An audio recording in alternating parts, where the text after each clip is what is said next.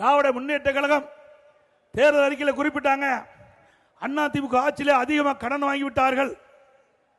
இன்றைக்கு அப்படின்ற ஒரு அறிக்கை வெளியிட்டு திராவிட முன்னேற்ற கழகம் ஆட்சிக்கு வந்தால் இந்த கடனை சரி செய்வதற்கு, வருவாயை பெருக்குவதற்கு ஒரு உயர்மட்ட குழு அமைக்கப்படும்.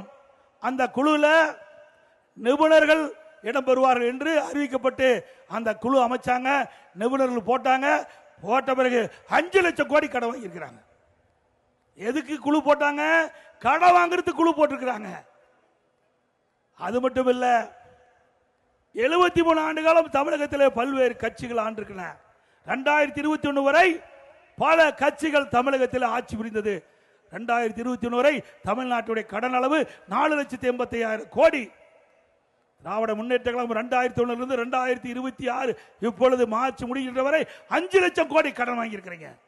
என்ன திட்டத்தை கொண்டாந்தீங்க? திட்டம் எதுவும் இல்லை.